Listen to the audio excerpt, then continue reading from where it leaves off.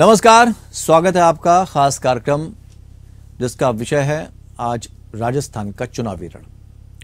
दरअसल राजस्थान सहित 5 राज्यों के विधानसभा चुनाव की तारीखों को लेकर सबके मन में एक ही सवाल है कि आखिर इन राज्यों में कब सरकार बनेगी। हालांकि अभी तक निर्वाचन आयोग ने चुनाव की तारीखों का ऐलान नहीं किया, लेकिन दोनों दलों भाजपा और कांग्रेस ने राजस्थान फतेह करने के लिए कोशिशें शुरू कर दी। शब्दबाड़ों का सिलसिला शुरू हो चुका है, लेकिन सियासी संग्राम शुरू होने से पहले सेना का स्वरूप तैयार करना बेहद जरूरी हो जाता है और भाजपा और कांग्रेस दोनों दलों के सामने सबसे बड़ी चुनौती भी यही होगी। दरअसल कांग्रेस राजस्थान में 2 धड़ों में बटी हुई है। सचिन पायलट और अशोक गहलोत के बीच शीत युद्ध जो है लगातार जारी है। वहीं दूसरी ओर भाजपा के सामने वसुंधरा को साधना एक बड़ी चुनौती है। कांग्रेस में ब्लॉक स्तर पर विधानसभा चुनाव के लिए दावेदारों से आवेदन मांगे जा रहे हैं। दावेदारों की अंतिम स्थिति तो 27 अगस्त के बाद ही स्पष्ट होगी, मगर दिग्गजों के क्षेत्र का हाल लेना भी जरूरी हो जाता है। पायलट ने टोंक सीट से अभी तक टिकट की दावेदारी पेश नहीं की है। पायलट के इलाके से अब तक 18 कांग्रेसियों ने टिकट के लिए आवेदन किए हैं और इसके पीछे मुख्यमंत्री अशोक गहलोत और डोटासरा की रणनीति मानी जा रही है। आपको बता दें कि पायलट 23 अगस्त को अजमेर के मसूदा विधानसभा क्षेत्र के विजयनगर में पायलट के समर्थकों ने एक किसान सम्मेलन किया था। तब मसूदा के मौजूदा विधायक राकेश पारीक ने मंच से पायलट से आग्रह किया था कि वे मसूदा से चुनाव लड़ें। मसूदा में भी गुर्जर समुदाय के वोटों की संख्या अच्छी खासी है। पायलट अजमेर से सांसद भी रह चुके हैं। हालांकि सचिन पायलट ने अभी तक चुनाव लड़ने के बारे में कोई साफ संकेत नहीं दिए हैं। पायलट मौजूदा निर्वाचन क्षेत्र टोंक से लड़ेंगे या फिर अपने पूर्व संसदीय क्षेत्र अजमेर या फिर दौसा से, अभी तक ये भी साफ नहीं हो सका है। आपको बता दें कि 2018 के चुनाव में पायलट मुख्यमंत्री पद के दावेदार थे। ये बात अलग है कि तब कांग्रेस हाईकमान ने अशोक गहलोत को मुख्यमंत्री बनाने का निर्णय लिया था। लेकिन अब 5 वर्ष बाद गहलोत डोटासरा डूडी के टिकट तो पक्के हो गए, लेकिन सचिन पायलट के टिकट को लेकर न सिर्फ पायलट के समर्थक बल्कि चुनावी विशेषज्ञ भी असमंजस की स्थिति में है। सवाल यह है कि क्या पायलट गहलोत के बीच चल रहा शीत युद्ध कांग्रेस के लिए किसी नई सुनामी के संकेत दे रहा है। यहां आपको यह भी बताना चाहेंगे कि हालात भाजपा के भी बहुत ठीक नहीं है। भाजपा जनयात्रा के जरिए जनता की राय के लिए लोगों के बीच जा रही है। हाल ही में गृहमंत्री युद्ध स्तर पर राजस्थान का दौरा कर रहे हैं। उन्हें लगता है कि राजस्थान कांग्रेस से छीना जा सकता है, लेकिन ऐसे ही दौरे हिमाचल कर्नाटक में भी हुए थे। दिल्ली एमसीडी में तो मुख्यमंत्रियों और स्टार प्रचारकों की पूरी सेना उतार दी गई थी, लेकिन आम आदमी पार्टी से वहां मुंह की खानी पड़ी थी। तो क्या राजस्थान, जहां वर्तमान में कांग्रेस की सरकार है, यहां से जीत हासिल करना इतना आसान होगा भाजपा के लिए? गृहमंत्री अमित शाह लाल डायरी को लेकर गहलोत को अपनी चुनावी जनसभाओं में अक्सर घेरते हैं। किसानों की योजनाओं की बात करते हैं। पीएम पद के चेहरे के तौर पर मोदी जी की बढ़ाई करते भी नहीं थकते। लेकिन असल सवाल तो यह है कि वसुंधरा राजे को कैसे साधेंगे। वसुंधरा राजे और अमित शाह के अंदरूनी मतभेद किसी से छिपे नहीं है। आपको यह भी बताएंगे कि मध्य प्रदेश विधानसभा का कार्यकाल अगले साल 6 जनवरी 2024 को खत्म होने वाला है। इसी तरह छत्तीसगढ़ में 3 जनवरी 2024, तेलंगाना में 16 जनवरी 2024, राजस्थान में 14 जनवरी 2024 और मिजोरम में 17 दिसंबर 2023 तक नई सरकार का गठन करना संवैधानिक है, यानी होना चाहिए। 2 खास मेहमान इस पूरी चर्चा में हमारे साथ शामिल हैं, जिनसे हम इस बातचीत के दौर को शुरू करेंगे, क्योंकि दोनों दलों के नेताओं से हम समझते हैं कि भाई किसकी रणनीति मजबूत है, कौन कितना मजबूत नजर आ रहा है। पूजा कपिल मिश्रा हमारे साथ भारतीय जनता पार्टी की प्रवक्ता के तौर पर जुड़ी हैं। बहुत बहुत स्वागत पूजा जी आपका। और कांग्रेस की तरफ से प्रतीक सिंह हमारे साथ जुड़े हैं प्रवक्ता के तौर पर। बहुत बहुत स्वागत प्रतीक जी आपका भी। पूजा जी आपसे शुरू करते हैं। यहां पर जो चीजें आ रही हैं, भारतीय जनता पार्टी की भी अपनी तैयारी है। क्या लगता है कि कांग्रेस के किले में सेंध भाजपा लगा पाएगी?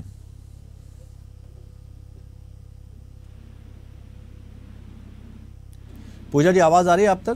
जी जी जी प्लीज जी। इतना आसान होगा भारतीय जनता पार्टी के लिए? लगातार अमित शाह भी वहां पर बिल्कुल मजबूती के साथ लोगों को संबोधित कर रहे हैं। पार्टी जिस तरह से भारतीय जनता पार्टी काम कर रही है, मजबूत सरकार, पूरे बहुमत की, पूर्ण मजबूत बहुमत की सरकार हम लोग बनाएंगे। प्रतीक जी कैसी तैयारियां हैं? क्योंकि आपको अपने ही लोगों को साधना है। पायलट ने अभी किसी तरह का ऐलान नहीं किया, कोई सुगबुगाहट नहीं उनके खेमे में है, और डोटासरा और गहलोत यहां पर पूरे रंग में नजर आ रहे हैं। बड़ी सुनामी के संकेत तो नहीं है कांग्रेस में? नहीं जी, ऐसा कुछ नहीं है। और सचिन पायलट जी, अशोक गहलोत जी और डोटासरा जी तीनों मिलकर के अलग अलग जगह पर प्रचार कर रहे हैं। और हमारी नीति ये रही है कि जो हमारी थीम रही है, जो 4.5 साल की सरकार के लिए जो सुशासन दिया है हमने, जो जन कल्याणकारी योजनाएं लेकर के आए, वही लेकर के हम जनता के बीच में जाएंगे और उन्हीं के नाम पे हम वोट मांगेंगे और जनता हमें पुनः आशीर्वाद देगी। ऐसा एक पूरा माहौल राजस्थान में बन चुका है। यहाँ तो आपसे कहते हुए नजर आ रहे हैं अमित शाह जी कि लाल डायरी से डरे हुए हैं गहलोत जी। तो सिर्फ राजस्थान आते हैं और झूठ बोलते हैं कि उनके लिए एक शेर मुझे याद आता है कि झूठों ने झूठों से कहा सच बोलो, और सरकारी ऐलान हुआ है सच बोलो, घर के अंदर झूठों की मंडी है और बाहर लिखा है सच बोलो।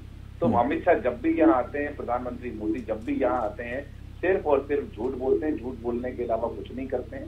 और हमारी जो 4.5 साल की आप नीति देखेंगे, हमारे 4.5 साल का जो सुशासन देखेंगे, उसी का परिणाम रहा है कि 4.5 साल में जितने भी उपचुनाव हुए हैं वो कांग्रेस पार्टी ने जीते हैं। और बीजेपी की जमानत जब्त हो गई और जमानत जब्त होने के साथ साथ तीसरे और चौथे स्थान पर उनका कैंडिडेट चला गया। तो राजस्थान की जनता इस बार मन बना चुकी है कि रिवाज बदलेंगे, सरकार नहीं बदलेंगे।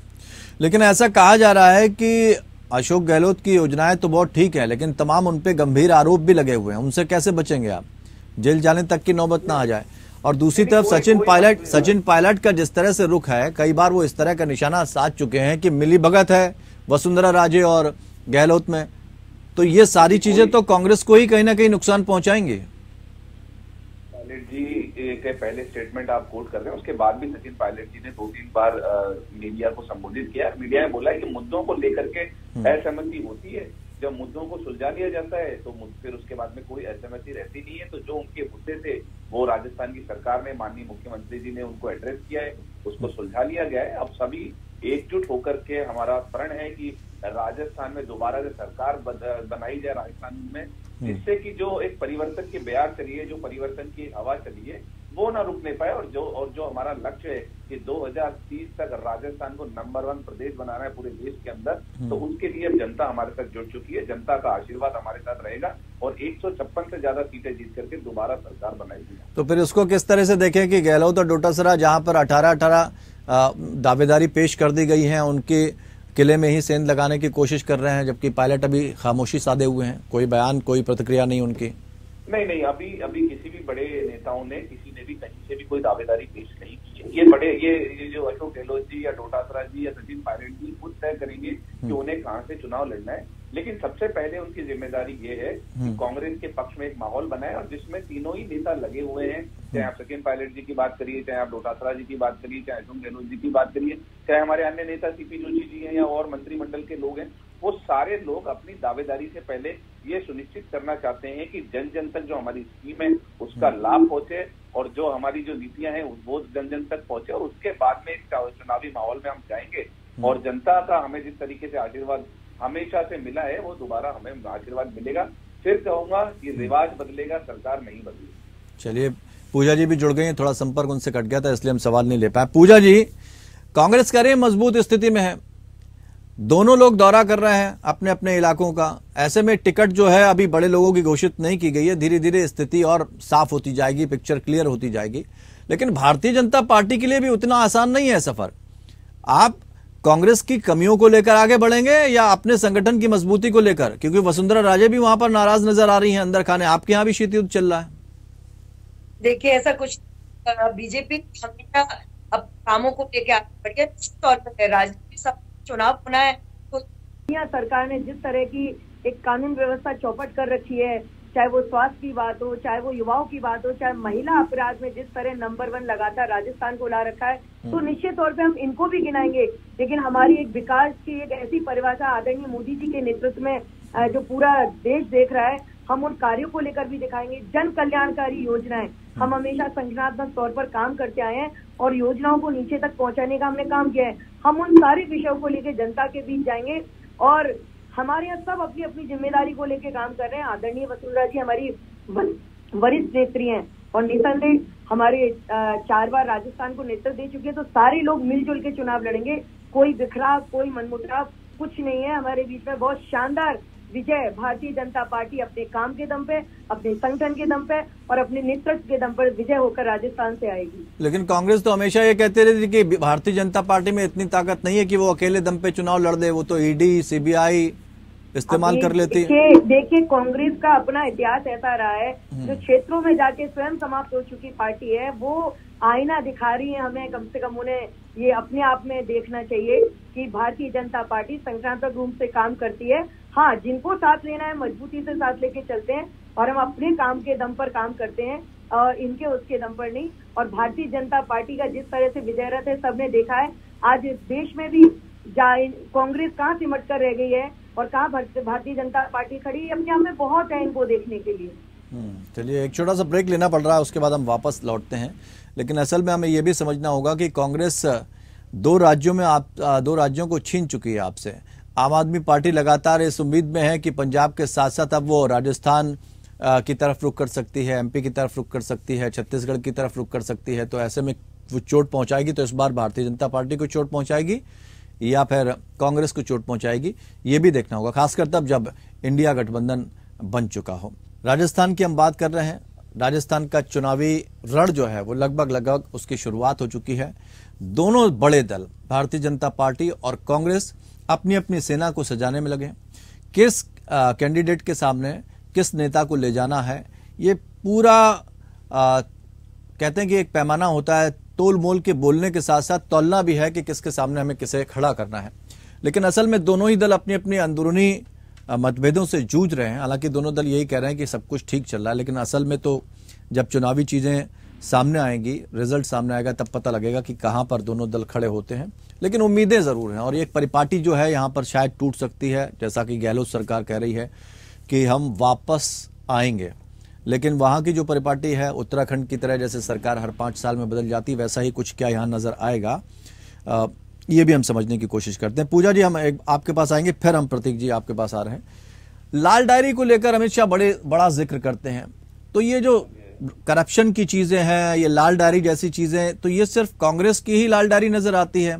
आपके अपने नेता, उनके ऊपर कोई ऐसा लाल डायरी का जिक्र नहीं होता, कोई करप्शन का आरोप है ही नहीं, सारे के सारे साफ हैं?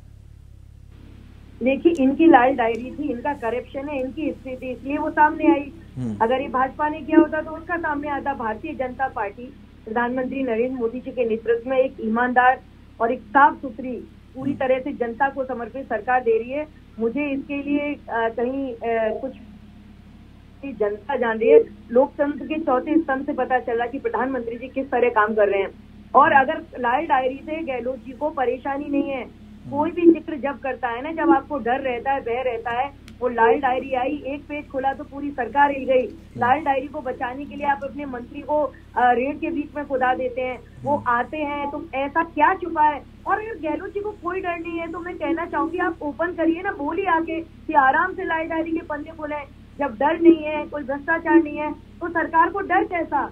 गहलोत जी को मैं कहना चाहूंगी आपके माध्यम से, लाल डायरी वाले नेता को भारतीय जनता लाल डायरी वाले नेताजी को भारतीय जनता पार्टी की शय तो नहीं है कहीं टिकट देने के मूड में हो?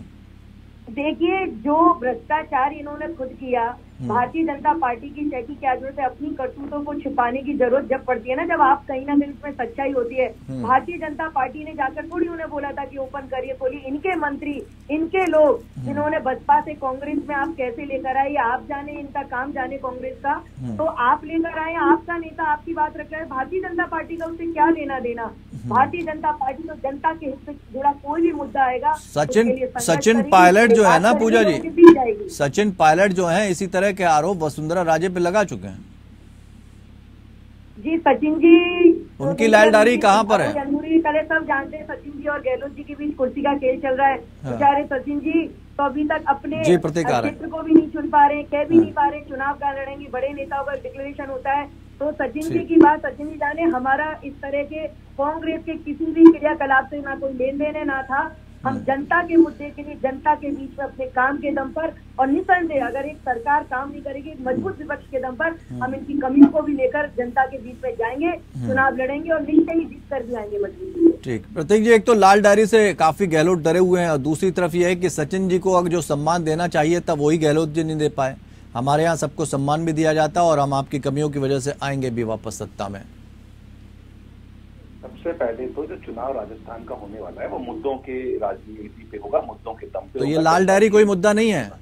नहीं, लाल डायरी कोई मुद्दा ही नहीं है। मैं आपको बताऊं, जिस तरीके से मेरी साथी बोल रही थी कि मोदी जी के किए हुए काम पे हम लोग चुनाव वोट मांगेंगे, तो मैं कुछ सवाल इनसे पूछना चाहता हूं कि 2014 और 2019 में मोदी जी ने कुछ वादे किए थे, क्या वो वादे पूरे हुए? क्या किसानों की आय दुगनी हो गई? क्या काला धन वापस आ गया? क्या पेट्रोल डीजल के दाम कम हो गए? क्या गैस सिलेंडर के दाम जी की आवाज दीजिए। क्या 100 स्मार्ट सिटी बन गई? क्या गंगा साफ हो गई? क्या बुलेट ट्रेन चल गई? क्या विदेशों से काला धन वापस आ गया?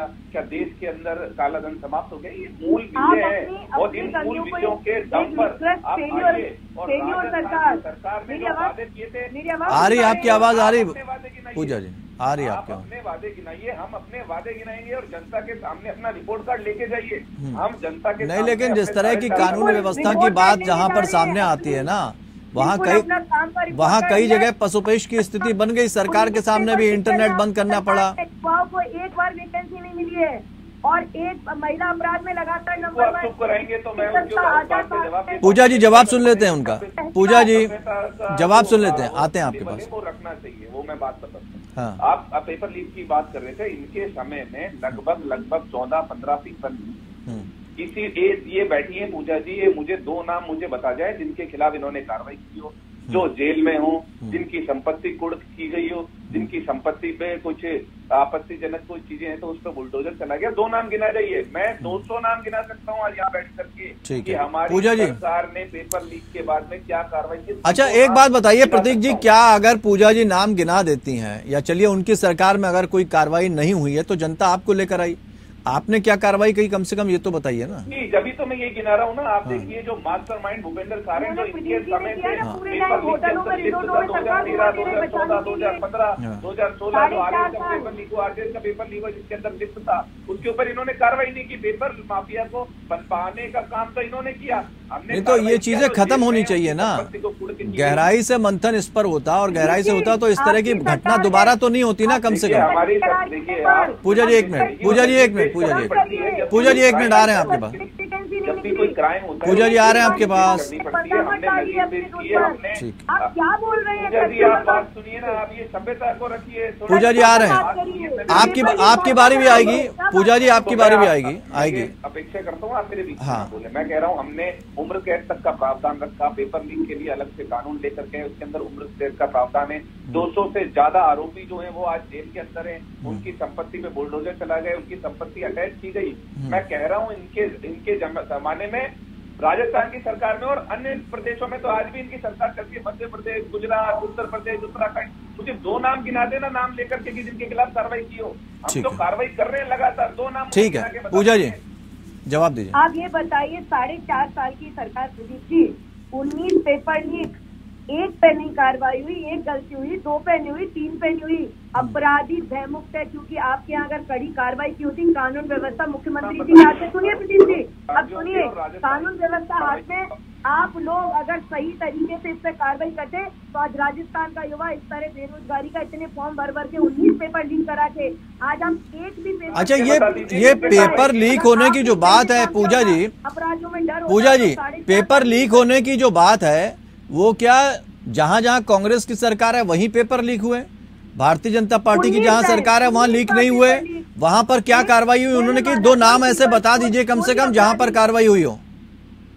कोई भी अपराधी जब ये काम करे उस पेपर को लेके रद्द बता नहीं पाएंगे नाम। आप पूछ लीजिए, 4 बार पूछ लीजिए, नाम नहीं बता पाएंगे। और सरकार बैठी रहती है क्योंकि डर नहीं है। पूरी दुनिया नाम तो बताइए। नहीं, वो नाम पूछ रहे हैं। कोई 2 नाम ऐसे गिना दीजिए जिन पर कार्रवाई हुई हो। वो कह रहे हैं हमने तो कार्रवाई की है, हमने उसके लिए कठोर नियम बनाए हैं, कानून बनाए हैं। कर रहे हैं प्रदीप जी, 19 पेपर आपके राजस्थान से लीक हुए हैं लगातार। नाम बता दीजिए जिनके खिलाफ आपने गुजरात में कार्रवाई की हो, मध्य प्रदेश में कार्रवाई की हो, उत्तर प्रदेश में कार्रवाई की हो, उत्तराखंड में कार्रवाई की हो, या पूर्ववर्ती राजस्थान की सरकार ने कार्रवाई की हो।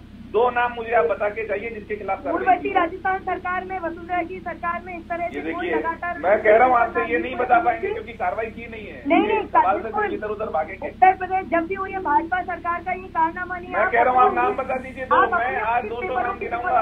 अच्छा प्रतीक जी 1 मिनट। पूजा जी 1 मिनट। केवल नाम मांगने की ठीक है। 1, 2, 3 कोई भी माफ कर सकता है। तो आपके यहाँ तो परिपाटी नहीं है। जैसे आपके जब आपके युवराज जी आते हैं तो लगातार वो बोलते हैं 10, 9, 8, 7 और आपकी गिनती ये बता नहीं पा रहे अपनी पब्लिक के मामले में। चलिए पूजा जी ठीक है, प्रतीक एक मिनट। पूजा जी बहुत सीधा सा सवाल उन्होंने किया कि 2 नाम बता दीजिए। देखिए हम इधर उधर की बातें कर लें, कोई फर्क नहीं पड़ता, जनता सब सुनती है और आप तो चूंकि प्रवक्ता हैं, बहुत क्लियर कट बात करिए, उनको नाम गिना दीजिए, बात खत्म, जनता को समझ में आ जाएगा। देखिए हमारे यहाँ बिल्कुल बाकायदा कार्रवाई की गई। हाँ। मैं जो आपको 2 नाम है, चाहे वो एमपी की बात हो चाहे वो यूपी की बात हो, हाँ। कार्रवाई बाकायदा अच्छे से की गई और उस पेपर लीक पर मजबूती के साथ में दोबारा रिपीट नहीं हुआ। प्रदीप जी हमारे यहाँ 19 बार की कहानियां नहीं हुई। अगर पेपर लीक के नाम है 16 पेपर लीक कार्रवाई हुए की, गुजरात के उन अंदर, लोगों को मध्य प्रदेश के कटघरे में अंदर खड़ा 17 किया, पेपर दोबारा लीक की हुए। आप मैं नाम कारण बता देता हूँ, बताइए। पेपर लीक के भी बताइए। मैं पेपर लीक के भी नाम बता दूंगा कौन कौन से पेपर लीक हुए। आप 2 नाम नहीं बता पा रहे, मैं पेपर लीक मध्य के प्रदेश बता में रहा हूँ। व्यापमम को लेकर बहुत सवाल उठे, उसको लेकर कितनी चीजें सामने आई। जब व्यापम को लेके सवाल उठे, बिल्कुल जिन पर कार्रवाई करनी चाहिए लोगों पर कार्रवाई की गई। ये ऐसा नहीं है। आप डर क्यों रहे नाम बताने से? देखिए कुछ घटनाएं ऐसे हैं जिसने देश को शर्मसार किया। दूसरे राज्यों में अगर कोई मुख्यमंत्री होता है तो उसके ऊपर तो कार्रवाई हो जाती है। अभी पंजाब में राज्यपाल कह रहे हैं कि राष्ट्रपति शासन लगा देंगे अगर आपने हमारी चिट्ठी का जवाब नहीं दिया, क्योंकि वहां पर अराजकता है, अपराध बढ़ रहा है। लेकिन मणिपुर में यही कार्रवाई नहीं हुई। मध्य प्रदेश में अभी देखिए वहां पर राष्ट्रपति शासन लगाने की बात कभी कही गई। मणिपुर में जिस तरह की घटनाएं हुई वहां पर राष्ट्रपति शासन लगाने की बात कही गई। देखिए मणिपुर की घटना निसंदेह हम सब लोग उसको भारतीय जनता पार्टी कभी भी नहीं चाहती और हम सारे कार्यकर्ता की ऐसी घटनाओं का कभी भी पुनरावलोकन हो। और देश में सबके लिए बराबर संविधान है, बराबर अधिकार है। लेकिन ये सब जानते हैं कि लंबी लड़ाई चली आ रही है। ठीक है, एक आखिरी सवाल बहुत संक्षेप में जिसका जवाब चाहेंगे, मुख्यमंत्री का चेहरा कौन होगा? मुख्यमंत्री हमारा कमल का फूल रहा है और कमल का फूल हमेशा से रहता है। चेहरा कौन होगा? ये तो पार्टी सिंबल आप बताइए, चेहरा कौन हो? ये जब विधायक चुनकर आएंगे हमारा विधायक दल मुख्यमंत्री का चेहरा भी चुनेगा। राजे जी नहीं होंगी? मतलब कोई भी हो सकता है। भारतीय जनता पार्टी में आप जानते हैं किसी परिवारवाद की व्यक्ति विशेष की पार्टी नहीं है। ठीक है, प्रतीक आपसे समझना चाहेंगे 30 सेकंड में जवाब। सचिन पायलट को वो सम्मान वापस मिल पाएगा? उनमें से कोई भी बन सकता है सीएम, या सिर्फ एक नेता बन के रह जाएंगे? नहीं, सचिन पायलट जी का सम्मान जारी है। और आप देखिए जो कांग्रेस की जो सर्वोच्च कमेटी होती है अभी उसके अंदर पीडब्ल्यूसी के अंदर उनको मेंबर बनाया है। सीएम गहलोत होंगे या सचिन? देखिए ये अभी तो आप सबके सामने सीएम तो अभी अशोक गहलोत जी हैं। उसके बाद में जब एमएलए जीत के आएंगे, क्योंकि कांग्रेस की परिपाटी कभी रही नहीं है जो चेहरा। चलिए बहुत बहुत शुक्रिया आप दोनों मेहमानों का हमारे साथ इस चर्चा में शामिल होने के लिए। लेकिन अभी दौर शुरू हो चुका है, दावेदार हैं, लेकिन इन दावेदारों में किसका चुनाव होगा, किसको उम्मीदवार बनाया जाएगा, ये देखने वाली बात है। लेकिन गणित लगानी शुरू की जा चुकी है। अब पायलट वर्सेस गहलोत होगा कांग्रेस के अंदर, या फिर सब कुछ सामान्य होगा, दोनों मिलकर लड़ाई लड़ेंगे और मजबूत करेंगे कांग्रेस को। ठीक वैसे ही राजे वर्सेस जो विरोधी खेमा है उसके बीच की लड़ाई होगी। दोनों दल जो है इन चीजों से जूझ रहे हैं और दोनों को ही इस पर अभी फैसला करना है, इसको सामंजस्य बैठाना होगा। अगर नहीं बैठाया तो दोनों के लिए ही विस्फोटक हो जाएगा। लेकिन बाजी किसके हाथ में लगेगी, जनता किसको पसंद करेगी, ये तो जनता के हाथ में। इंतजार करते हैं। फिलहाल इतना ही, नमस्कार।